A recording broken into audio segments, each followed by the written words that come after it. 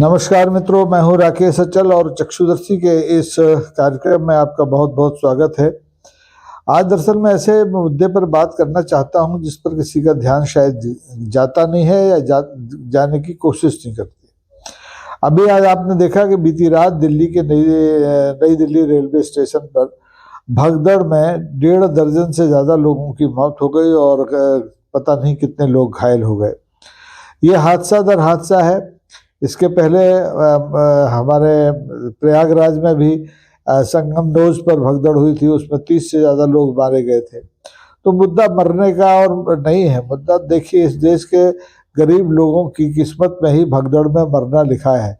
क्योंकि जो बड़े लोग होते हैं, जो संपन्न लोग होते हैं, वो तो अपनी हवाई यात्राएं कर लेते हैं या उनके पास बड़ी आधुनिक कारें होती हैं, खुद के वाहन होते हैं, तो उनको तो भगदड़ का सामना नहीं करना पड़ता।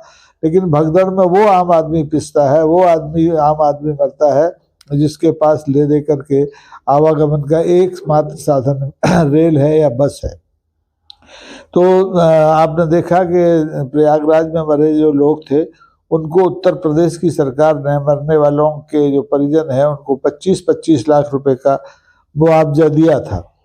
लेकिन दिल्ली में जो बीती रात लोग स्टेशन पर भगदड़ में मरे हैं, उनके परिजनों को रेलवे ने मात्र 10 लाख रुपए का मुआवजा देने की बात कही है, घोषणा की है।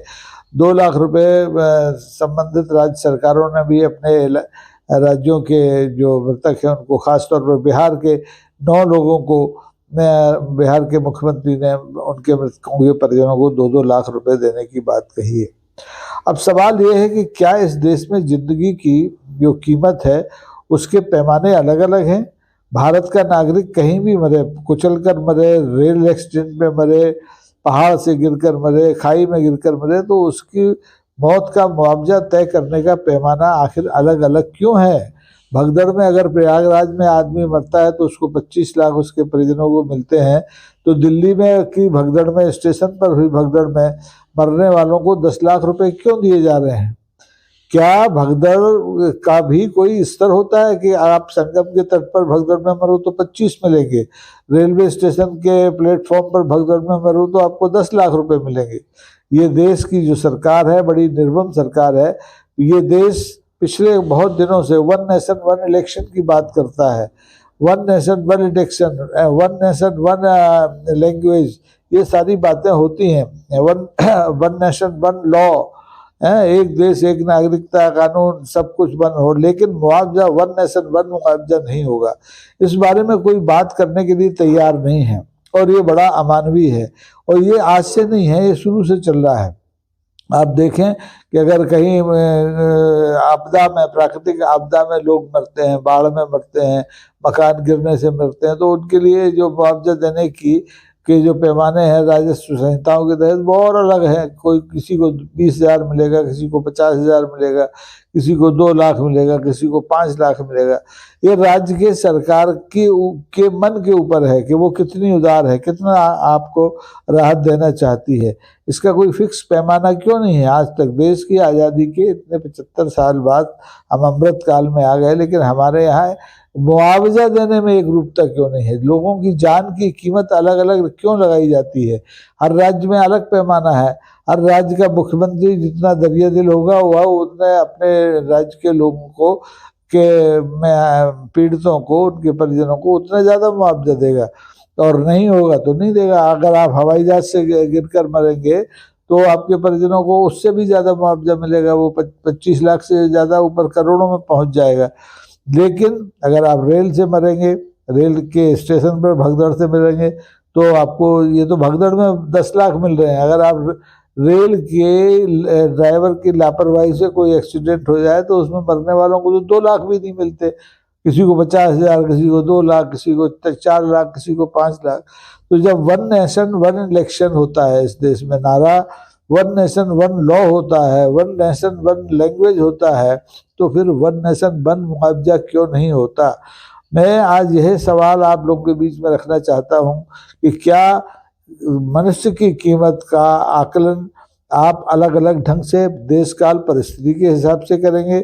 चुनाव के समय अगर कोई मरेगा तो उसको ज़्यादा पैसा मिलेगा, धर्म के क्षेत्र में अगर कोई मिलेगा तो उसको ज़्यादा पैसा मिलेगा, और इसके अलावा जो अलग अलग हादसे होंगे उनमें अलग अलग पैसा मिलेगा। तो ये कैसे संभव है? ये क्या अमानवीय कृत्य नहीं है?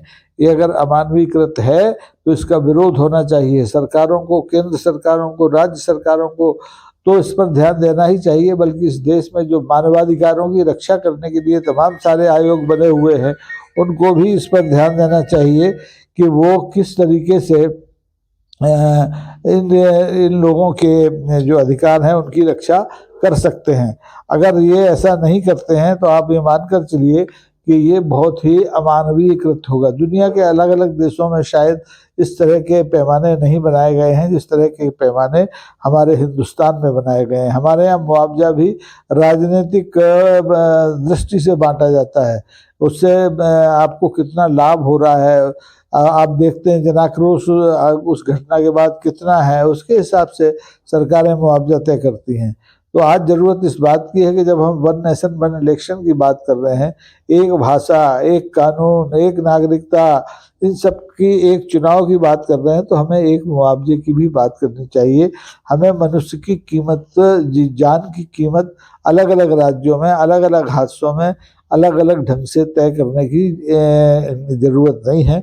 इस पर एक संसद या तो कानून बनाए या हमारे देश की सर्वोच्च न्यायालय दखल दे और ये तय करवाए कि जो लोग हादसों के शिकार होते हैं उनको एक समान मुआवजा मिलेगा, चाहे वो रेल से के दुर्घटना में मरे, चाहे भगदड़ से मरे, चाहे प्राकृतिक आपदा में मिले।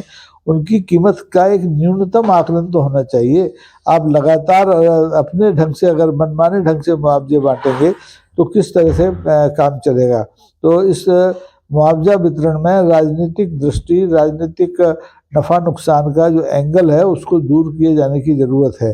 अब आप देखेंगे कि दिल्ली में हादसा हुआ और वहाँ पर भी दिल्ली में बैठे हुए लोग, जो दिल्ली में तो अब दो सरकारें हैं, डबल इंजन की सरकार भी है और बड़े इंजन की भी सरकार है, लेकिन कितने मंत्री वहां पहुंचे दुर्घटना स्थल पर देखने के लिए? ये हाल में चुने हुए कितने विधायक पहुंचे? नहीं पहुंचे। तो जो पूर्व के मुख्यमंत्री थे, दो मुख्यमंत्री पूर्व के वहां मौजूद हैं, उसमें से कितने लोग पहुंचे? तो ये सब ये दिखाता है कि हमारे यहाँ मनुष्य की कीमत कीड़े मकोड़े से ज़्यादा नहीं है। भारत के नागरिक का अगर हम तुलना अमेरिका के नागरिक से करेंगे तो यही लगेगा कि भारत में नागरिक की कीमत कीड़े मकोड़े जितनी है। अमेरिका अपने एक एक नागरिक को कितना सम्मान देता है, कितना मान देता है। अगर विदेशों में फंसे हो तो उसको निकालने के लिए वो राष्ट्रों से भिड़ जाता है, लेकिन यहाँ तो हमारे अपने लोग हादसों का शिकार होते हैं और उन्हें मुआवजा, उनके परिजनों को मुआवजा देने में भी भेदभाव किया जाता है। तो इस दोहरी नीति पर जनमत बनने की ज़रूरत है। आप सब लोग जहाँ हैं अपने अपने जनप्रतिनिधियों से इस बारे में बात करें और ये तय कराने की कोशिश करें कि मनुष्य के जीवन का मोल अलग अलग घाट पर अलग अलग नहीं हो। संगम के घाट पर अलग और दिल्ली के रेलवे स्टेशन के घाट पर अलग। ये विसंगतिपूर्ण है, ये अन्यायपूर्ण है, ये अमानवीय है। आज के लिए बस इतना ही। आप इस वीडियो को आप लाइक करें, शेयर करें, सब्सक्राइब करें। इसी निवेदन के साथ बहुत बहुत धन्यवाद और मृतकों के प्रति और उनके परिजनों के प्रति सहानुभूति, संवेदनाएं।